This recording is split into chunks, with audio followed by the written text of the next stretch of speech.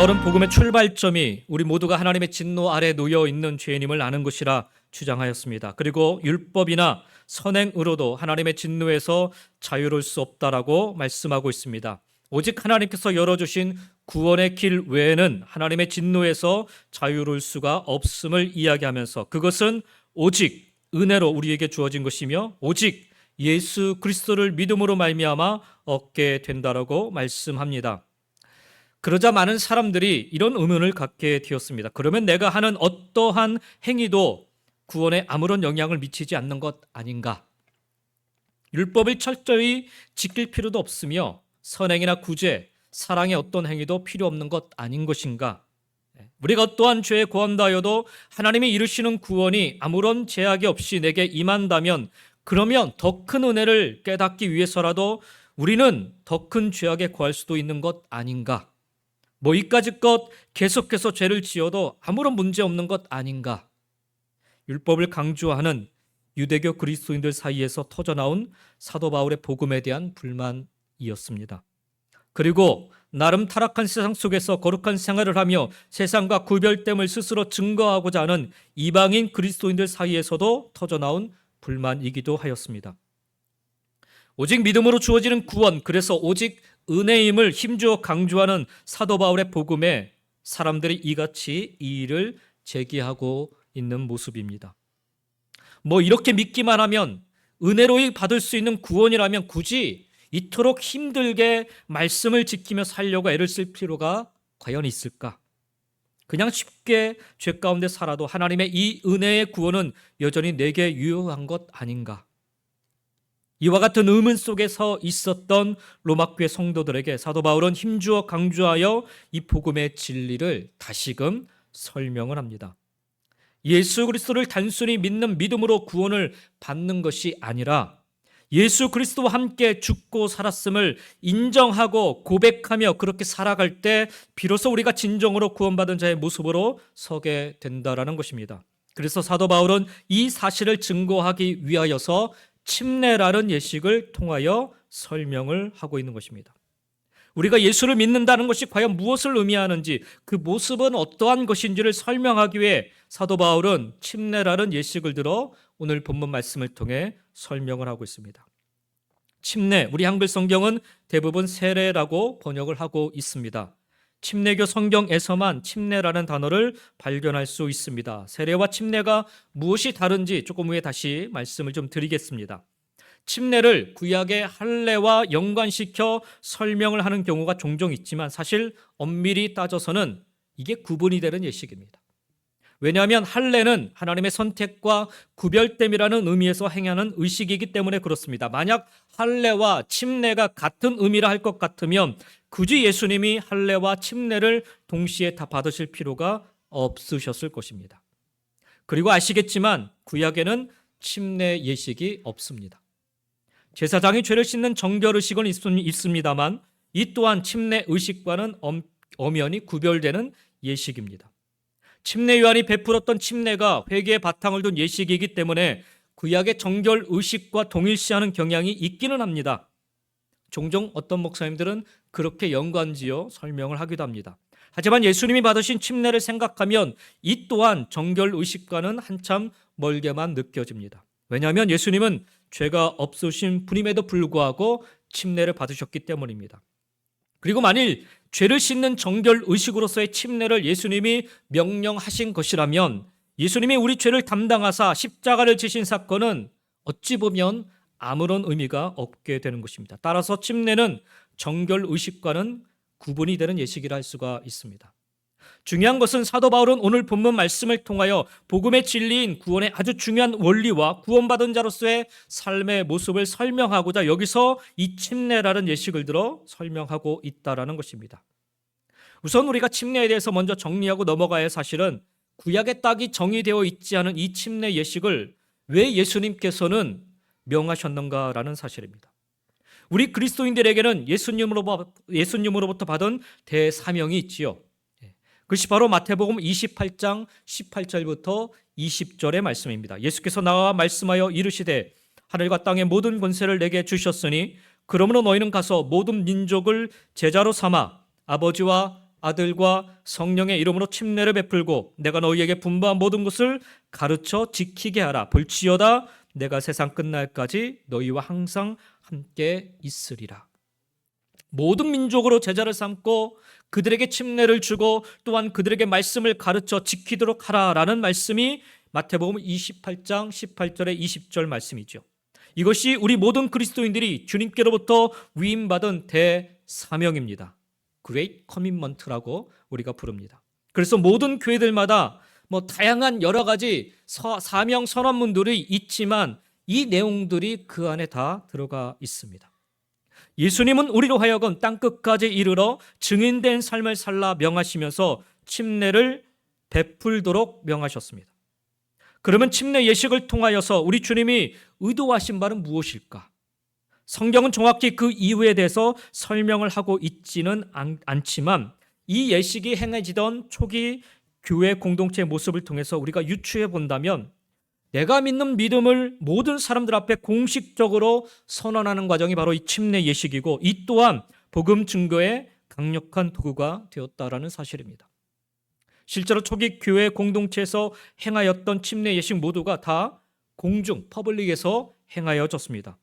그것이 강의든 그것이 시냇가이든 모든 사람들이 보는 가운데 이 침례 예식이 행하여졌습니다. 그래서 자연스럽게 자신의 신앙을 세상에 공포하고 세상에 증거하는 하나의 과정이 된 것입니다. 잠시 세례와 침례의 차이를 조금 설명을 드리기를 원합니다. 세례는 물을 뿌리는 의식이고 침례는 물속에 몸을 담그는 의식으로 형식의 차이가 있습니다. 예수님 당시에는 물을 뿌리는 의식이 아닌 물속에 몸을 담그는 의식으로서의 침례가 베풀어졌습니다. 그러나 시간이 흐르면서 물속에 몸을 담그기 어려운 상황이나 여건들이 발생하면서 자연스럽게 물을 뿌리는 의식으로 바뀌어 갔습니다. 그러나 그렇다고 해서 성경이 처음부터 물을 뿌리는 의식을 침례 예식으로 해왔다는 것은 아닙니다. 그 예가 신약 성경에 사용된 이 침례라는 세례라는 용어 자체가 한결같이 헬라어로는 밥티조, 물에 잠기다 혹은 물에 빠지다라는 단어로 사용되어 있기 때문입니다. 따라서 침례 예식은 단순히 물을 뿌리는 것의 형태가 아니었음을 우리는 알 수가 있습니다. 만약 물을 뿌리는 형태였다라면 헬라어로 뿌린다라는 의미의 란티조라는 단어가 이미 존재하고 있었기 때문에 굳이 혼돈을 주지 않기 위해서라도 성경에서는 분명히 이것을 구분하여 사용하였을 것입니다. 그런데 신약 성경에 보면 침례 혹은 세례라는 헬라어 단어에는 한결같이 물에 잠그다라는 밥티조라는 단어가 사용되고 있음을 우리는 발견하게 됩니다. 따라서 성경적인 세례 혹은 침례 의식은 물속에 잠기는 의식이 보다 성경적이다라고 말씀드릴 수가 있습니다. 또 하나의 특징은 신약 성경에서 세례 혹은 침례를 언급하는 문장에 보면 특별히 과정을 언급하지 않는 것을 제외하면 거의 대부분이 용기에 물을 담아 사람들에게 가져왔다라기보다는 사람들이 물로 내려가 그 물속에 빠졌다라는 표현을 한결같이 적고 있습니다. 특히 예수님이 침례 받으시는 과정을 적고 있는 모든 성경 구절은 한결같이 다 요단강에 몸을 담갔다가 다시금 올라오시는 모습으로 표현을 하고 있습니다. 그리고 초대교회 당시 빌립이 이디오피아 내시에게 침례를 주는 과정을 보면 물에 내려갔다라는 표현을 적고 있습니다. 따라서 성경적인 세례 혹은 침례의 방식은 물에 잠기는 것이 보다 합당하다 할 수가 있습니다. 그리고 한 가지 더 중요한 사실은 아까도 말씀드렸지만 세례 혹은 침례 의식은 모든 사람들 앞에 자신의 신앙을 선언하고 공식화하는 과정이라 말씀을 드렸는데 내가 어떻게 예수님을 믿었는지 가장 잘 표현해주는 모습이 바로 이 침례 의식 안에 들어가 있습니다. 즉 예수와 함께 십자가에서 내가 죽었고 예수와 함께 내가 다시 살았음을 고백하는 이 신앙의 표현이 바로 물속에 잠겼다가 다시 물 위로 올라오는 이 과정을 통해 설명이 됩니다. 그래서 이 예식은 단순히 자신의 신앙을 고백하는 상징적 차원을 넘어서서 복음을 증거하는 강력한 도구가 되는 것입니다. 저희 교회는 남침례교단에 속해 있는 침례교회입니다. 단지 침례교회이기 때문에 침례를 주는 것이 아니라 이것이 성경적으로 우리에게 가르쳐주고 있는 바른 모본이기 때문에 물속에 잠기는 형태로서 침례를 베풉니다.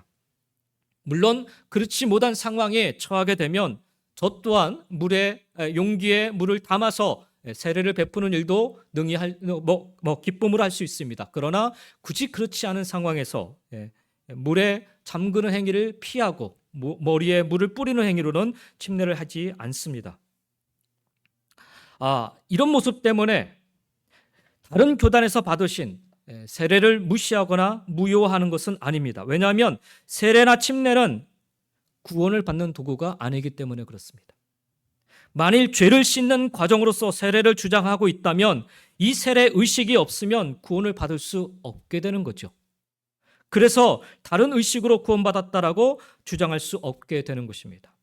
만일 마치 할례와 같은 구원받은 표로서 세례를 주장한다라면 역시 조금이라도 다른 의식으로 받는 세례는 그 의미를 상실하게 될 것입니다.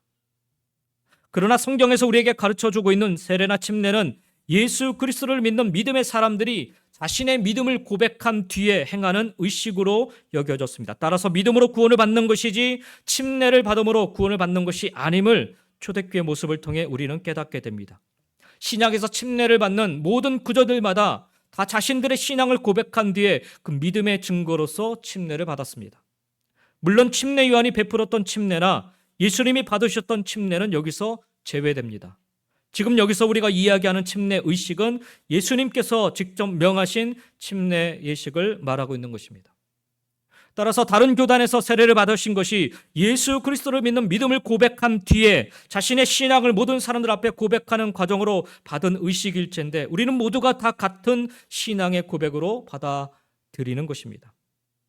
그러나 이왕에 우리가 예수님의 명령에 순종하여 예수님이 보이신 모본을 따라 순종하여 행하는 예식일체인데 할 수 있으면 성경적으로 행하는 것이 마땅하다 할 수가 있습니다. 그러면 사도 바울이 오늘 본문을 통해 이야기하고자 하는 침례 예식 안에 담겨진 복음의 진리는 무엇이겠습니까? 단순히 세례가 맞냐, 침례가 맞냐 하는 방식의 차이를 설명하고자 지금 이렇게 장황하게 이 침례에 대해서 이야기를 늘어놓고 있는 것일까요? 그렇지 않습니다, 여러분. 하나님의 은혜로 오직 믿음으로 구원을 받았다라고 주장함에도 불구하고 여전히 죄 가운데 놓여있는 현실을 바라보면서 그 죄를 때로는 즐기려는 안타까운 현실을 바라보면서 복음의 진리를 왜곡하고 오해하는 현실을 바라보면서 사도 바울이 분명하게 선언하고 증거하는 복음의 진리, 구원의 원리요 구원받은 자의 모습을 우리는 바로 오늘 본문 말씀 속에서 발견하게 됩니다. 1절과 2절의 말씀을 다시 한번 보시겠습니다. 그런즉 우리가 무슨 말을 하리요? 은혜를 더하게 하려고 죄에 거하겠느냐? 그럴 수 없느니라. 죄에 대하여 죽은 우리가 어찌 그 가운데 더 살리요? 라고 말씀합니다. 구원함을 받았다고 하면서 우리가 어찌 그렇게 살 수 있는가? 라는 말인 것입니다. 내가 받은 구원이 과연 무엇인지를 분명히 깨닫기 원한다고 하면서 외치는 사도 바울의 간절한 복음의 진리의 메시지인 것입니다. 우리가 예수 그리스도를 믿음으로 말미암아 도대체 우리에게 무슨 일이 일어난 것인지를 분명히 알아야 한다라는 것입니다. 이게 율법의 행위를 통해서는 내가 율법을 행했는가 그렇지 않았는가 하는 구분점이 분명한데 오직 믿음으로 구원을 받았다고 하니까 아주 모호하게 그 사실을 받아들이게 되었다라는 거예요. 예수를 믿는 것이 무엇인지 그것으로 인하여서 내게 일어난 사건은 무엇인지를 분명히 알아야 한다라는 것입니다. 우리는 대부분 처음 신앙을 가지면서 세례 혹은 침례를 받습니다. 아직 믿음이 무엇인지를 잘 모르는 상황 속에서 세례나 침례를 받습니다. 신앙의 첫 발을 뗀과 동시에 이와 같은 세례나 침례를 받습니다. 그래서 처음에는 그 의미를 잘 모르다가 시간이 점점 지나면서 깨닫게 되고 알아가게 되는 것입니다. 오늘 바울이 로마교회 성도들에게 하는 의미도 바로 그와 같습니다. 비록 잘 깨닫지 못한 상황에서 예수를 믿고 구원을 받았을지라도 이제 그 의미를 분명하게 깨닫고 바르게 믿고 신앙생활 하라는 것입니다. 그래서 그 의미를 3절 이하에서부터 사도 바울이 천천히 자세히 설명을 하고 있는 것입니다. 우리 스스로 그리스도인이라 여기며 살아가는 오늘 우리 모두에게도 귀 기울여 들어야 하는 하나님의 음성인 줄 믿습니다. 믿는다 하면서 전혀 다른 신앙생활을 하면 안 되는 것입니다. 내가 하고 싶은 대로의 신앙생활 역시 안 돼요. 하나님의 은혜를 함부로 여기고 가벼이 신앙생활해서도 안 되는 것입니다. 이 교회의 전통 혹은 저 교회의 전통으로 신앙생활을 해서도 안 되는 것입니다.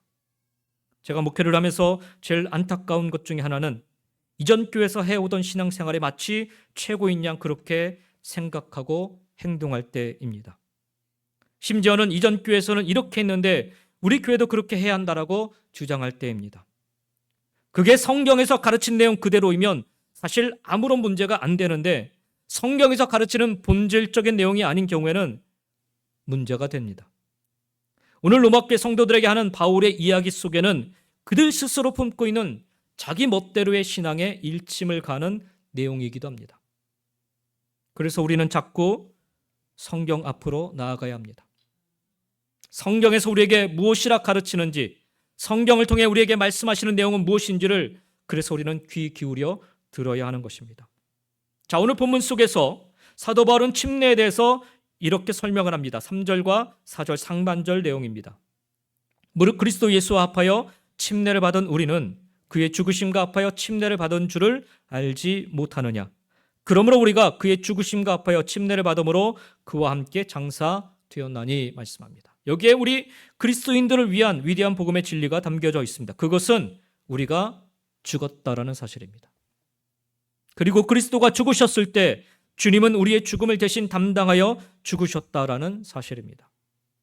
여기에는 적어도 두 가지 의미가 내포되어 있는데, 하나는 이제 우리는 옛날의 우리가 아니라는 거예요. 나는 더 이상 옛날의 나가 아니라는 사실입니다. 우리의 옛자아는 죽었어요. 우리는 예전과 같지 않습니다. 결혼하기 전과 결혼한 후를 한번 비교해 보시기 바랍니다. 똑같은 나이지만 분명히 다른 나입니다. 결혼하기 전에는 싱글이라서 이 사람 저 사람 만나고 싶은 대로 만나 연애할 수 있을지 모릅니다. 그러나 결혼하고 난 뒤에는 나라는 존재는 바뀌지 않았지만 이제는 더 이상 싱글이 아니기 때문에 한 아내의 남편이고 한 남편의 아내이기 때문에 이제는 이 사람 저 사람 만나 자기 하고 싶은 대로 연애하며 지내면 안 되는 거예요. 그러면 큰일 납니다. 물론 간혹 결혼하고도 그렇게 사는 사람들이 있기는 합니다. 그러나 그것은 정상이 아니죠. 우리 신앙도 마찬가지입니다. 예수를 믿기 전과 예수를 믿은 후 분명 다릅니다. 이거 헷갈려하면 안 되는 거예요. 두 번째는 미래에 맞게 될 육체적 죽음의 의미가 달라졌습니다. 그리스도가 우리를 대신하여 죽으시지 않으셨다라면 우리가 맞이하게 될 육체적 죽음도 달라졌을 것입니다. 바로 영원한 죽음입니다. 그러나 주님께서 죽음을 이기시고 부활하셨기 때문에 우리의 죽음은 승리를 담보한 죽음인 것입니다. 그래서 여기 3절과 4절 안에 합하여라는 단어가 매우 중요한 것입니다. 3절에 보면 그리스도 예수와 합하여, 그의 죽으심과 합하여라고 말씀하고 있습니다. 그리고 4절에 가서 보면 죽으심과 합하여 침례를 받았다라고 이야기합니다. 그래서 침례는 우리가 예수 그리스도와 영적으로 연합함을 보여준다라는 것입니다. 즉 우리가 그분과 영적으로 연합되어 그분의 죽으심이 우리의 죽음이 되고 그분의 생명이 우리의 생명이 됨을 보여준다라는 것입니다. 우리는 이것을 어떻게 경험하게 됩니까? 이런 일이 어떻게 일어나는지 어떻게 알 수 있습니까? 답은 믿음으로 경험된다라는 거예요. 믿음으로. 이것을 표현하는 말씀이 갈라디아서 2장 20절 말씀인 것입니다. 오늘 성가대 찬양의 내용이 갈라디아서 2장 20절 말씀입니다. 내가 그리스도와 함께 십자가에 못 박혔나니 그런즉 이제는 내가 사는 것이 아니요 오직 내 안에 그리스도께서 사시는 것이라. 이제 내가 육체 가운데 사는 것은 나를 사랑하사 나를 위하여 자기 자신을 버리신 하나님의 아들을 믿는 믿음 안에서 사는 것이라. 아멘. 다른 말로 하면 죽은 나는 예전에 믿음이 없이 대적하던 나였고 살아난 나는 믿음 있는 나라는 사실인 겁니다. 그래서 예수 그리스도를 믿는 믿음 안에서 살아가는 자는 내가 원해서 내가 하고 싶은 대로 살아가지 않고 주께서 내 안에 계신 것처럼 주님이 원하시는 삶을 쫓아 따라 살아가게 된다라는 거예요. 그래서 사도 바울은 골로새 교회 교인들에게 이와 같은 내용을 설명하고 있는 거예요. 골로새서 2장 6절에 보면 그러므로 너희가 그리스도 예수를 주로 받았으니 그 안에서 행하되 그 안에 뿌리를 박으며 세움을 받아 교훈을 받은 대로 믿음에 굳게 서서 감사함을 넘치게 하라 말씀합니다. 무슨 말입니까? 주님과 합하여 사는 삶은 주님이 보여주시고 주님이 가르쳐 주시고 주님이 인도하여 주시는 그 범위 안에서 행하고 그 안에 깊이 뿌리를 내리고 세워져 가는 삶, 그것을 사도 바울은 주님과 연합된 삶이라 가르치고 있는 것입니다. 육체적으로 죽었음을 의미하는 것이 아니라 사실 육체적으로 죽었다라고 생각하면 지금 우리가 이렇게 살아 있을 수는 없겠지요. 육체적으로 죽었음을 의미하는 것이 아니라 영적인 우리의 옛자가 죽은 것입니다. 하나님을 거부하고 하나님을 멀리하고 그저 죄의 본성에 따라 살고자 하는 우리의 옛자가 예수 그리스도를 믿음으로 말미암아 예수님과 함께함으로 말미암아 십자가에서 주님과 함께 죽은 것입니다. 그래서 우리는 이제 내가 하고 싶은 대로 살고자 문득 마음의 생각이 들다가도 내가 이제는 그렇게 살면 안 되지 하는 마음으로 회개하며 주님의 뜻을 생각하고 그 뜻을 바라보며 살아가게 되는 삶, 이것이 바로 주님과 합하여 사는 삶이라는 것입니다. 그것은 더 이상 죄의 지배를 받지 않고 죄의 노예로 살지 않는다라는 말입니다. 여전히 우리 속에 육신의 욕망은 존재하지만 더 이상 육신의 욕망이 이끄는 대로 살지 않는다라는 말입니다. 육신의 욕망의 종로로 타지 않는다라는 말입니다. 왜냐하면 죄가 지배하던 옛사람이 예수 그리스도를 믿음으로 말미암아 십자가에서 이미 죽었기 때문입니다. 그 믿음을 고백하며 사는 거예요, 여러분.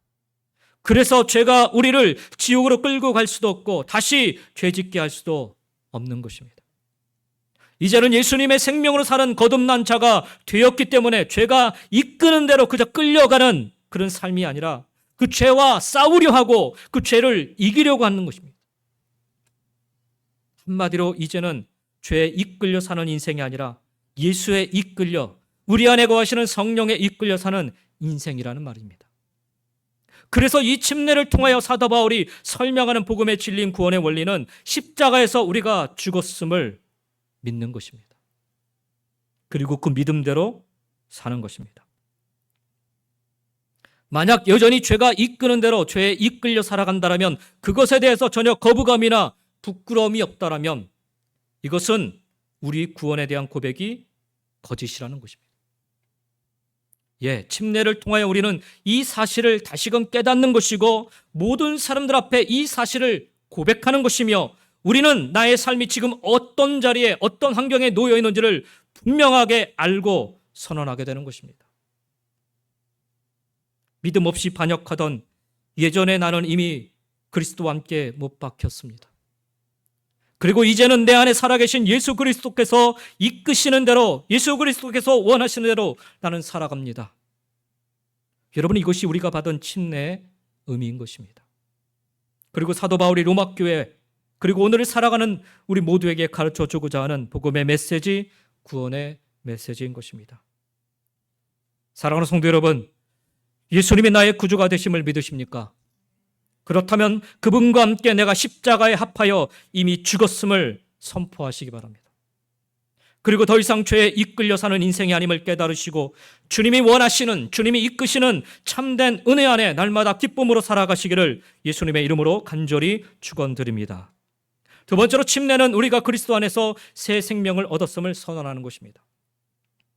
오늘 본문 4절의 말씀을 한번 보시겠습니다.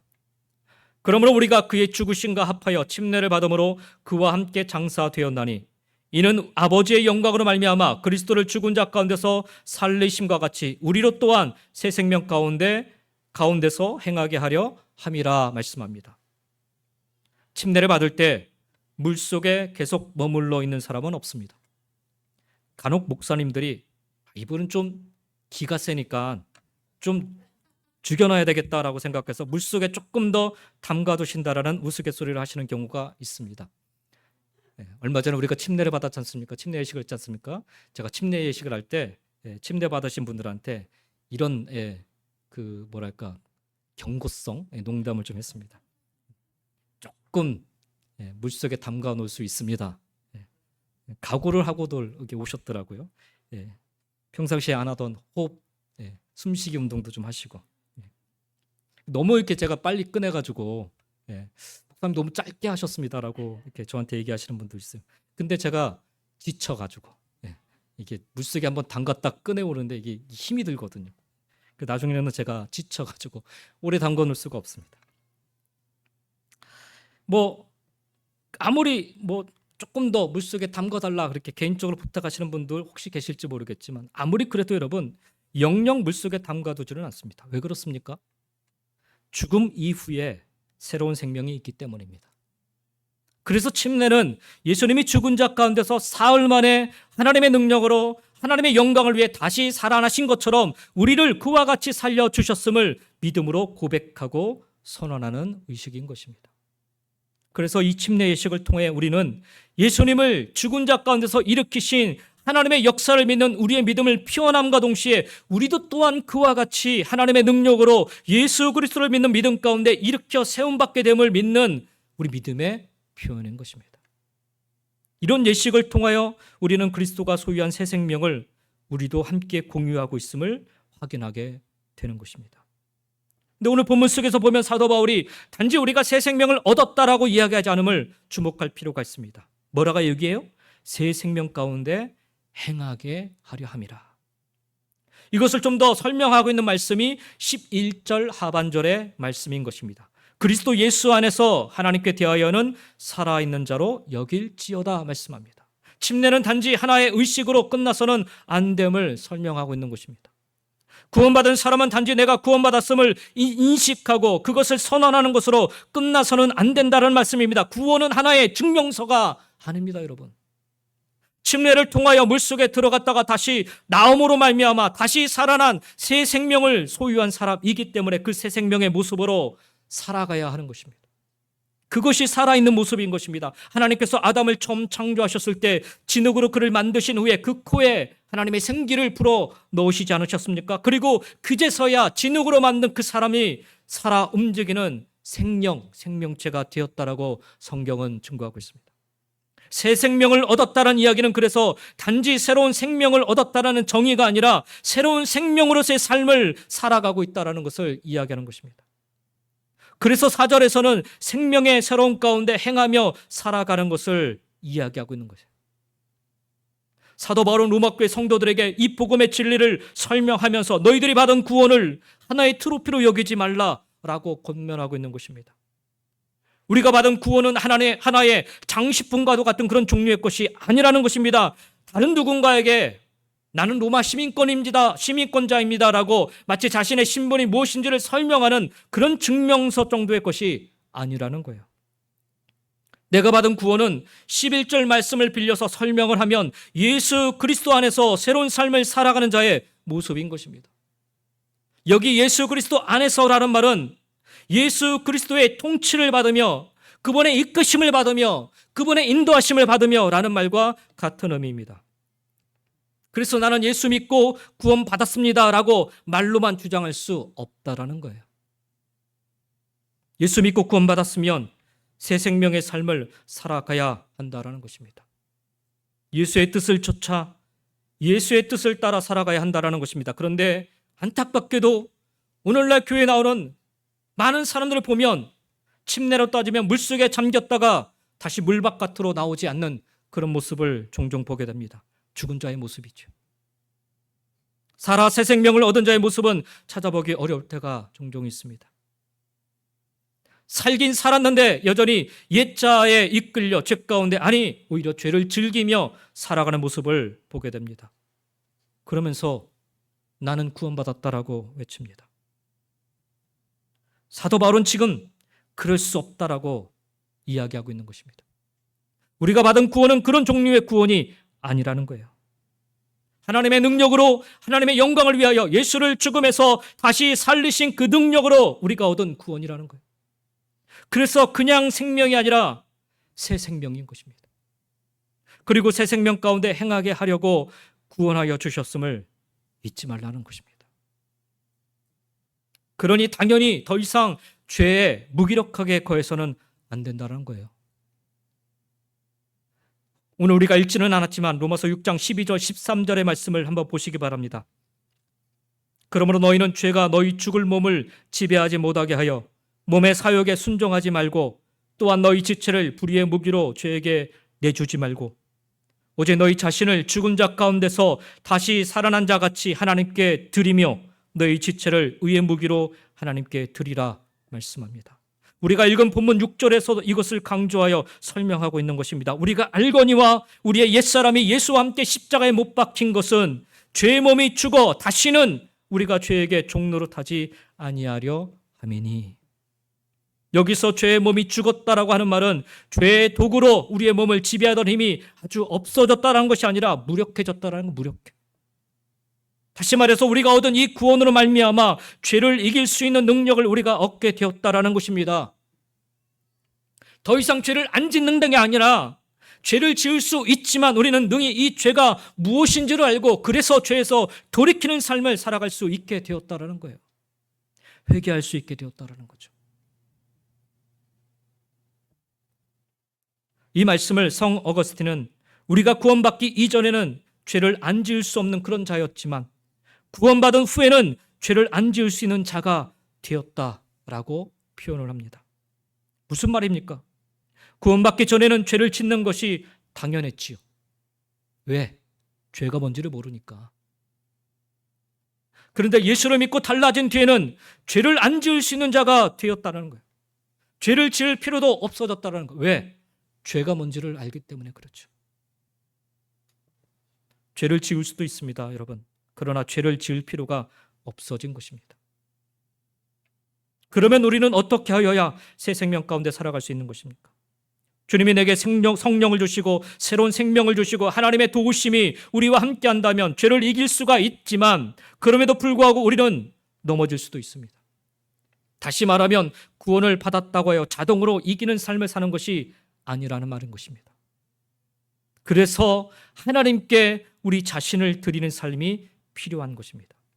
새 생명 가운데 행하고자 하는 드리는 삶을 이야기하는 것입니다. 이외 사도 바울이 구원의 진리를 다 설명한 뒤에 로마서 12장에서부터는 구원받은 자의 모습으로의 삶을 이야기합니다. 그 첫 구절 로마서 12장 1절 이렇게 시작을 합니다. 그러므로 형제들아 내가 하나님의 모든 자비하심으로 너희를 권하노니 너희 몸을 하나님이 기뻐하시는 거룩한 산 제물로 드리라 말씀합니다. 구원받은 자의 모습은 날마다 하나님께 우리의 삶을 드리는 모습으로 살아가는 것입니다. 이 세대를 본받지 말고 오직 마음을 새롭게 함으로 변화를 받아서 하나님의 선하시고 기뻐하시고 온전하신 뜻이 무엇인지를 분별하며 살아가는 것입니다. 우리 각자에게 주신 믿음의 분량대로 우리 각자에게 주신 은사대로 섬기며 살아가는 것입니다. 제가 12장 말씀을 지난주가 묵상하면서 참 많이 은혜를 받았어요. 어제 새벽 시간에도 좀 말씀을 좀 나눴지만 12장 14절부터 18절 말씀에 보면 너희를 박해하는 자를 축복하라. 축복하고 저주하지 말라. 즐거워하는 자들과 함께 즐거워하고 우는 자들과 함께 울라. 서로 마음을 같이하며 높은 데 마음을 두지 말고 도리어 낮은 데 처하며 스스로 지혜 있는 채 하지 말라. 아무에게도 악을 악으로 갚지 말고 모든 사람 앞에서 선한 일을 도모하라. 그리고 할 수 있거든 너희로서는 모든 사람과 더불어 화목하라. 사랑하는 성도 여러분, 사도 바울은 우리가 받은 구원이 그저 벽장에 잘 모셔둘 그런 장식품 정도로 여겨서는 안 된다라고 우리에게 증거합니다. 또 하나의 신분을 증명하는 그런 신분증 정도로 것으로 여겨서도 안 된다라고 말씀합니다. 그래서 침례 예식을 들어 내가 받은 구원이 어떠한 것인지를 구체적으로 설명을 하고 있었던 것입니다. 나의 구원은 예수 그리스도의 십자가의 죽음과 뗄래야 뗄 수 없는 관계 속에 있습니다. 아니 더 정확히는 주님과 함께 내가 그 십자가에 죽었음을 알아야 합니다. 그래서 더 이상 죄의 노예로 살아가는 옛자의 내가 아니라 내가 하고 싶은 대로 내가 원하는 대로 사는 인생이 아니라 철저하게 예수 그리스도 안에서 예수 그리스도 중심으로 사는 인생이어야 함을 알아야 합니다. 더 이상 죄에 끌려다녀서는 안 되는 거예요. 더 이상 죄의 영향력 속에 살아서도 안 되는 것입니다. 우리가 죄 가운데 살 수 있고 우리가 죄를 지을 수도 있겠지만 그럼에도 불구하고 우리의 신분은 더 이상 죄의 노예가 아니라 우리를 의롭다 여겨주시고 우리를 당신의 자녀 삼아주신 하나님의 백성, 즉 하나님의 뜻, 하나님의 영광을 위해 살아가는 존재로 변화되었기에 우리의 사는 모습은 분명 이전과는 달라야 하는 것입니다. 그래서 죄 가운데 거하게 될 때 죄를 짓는 순간에 그 죄를 깨닫고 우리는 하나님께 나와 우리의 죄를 자복하고 회개하며 주님의 은혜를 구하고 주님의 은혜 안에 구하며 주님의 은혜로 인하여서 다시금 새로운 생명을 가진 자로 순종하며 살아가야 하는 것입니다. 그게 가능한가?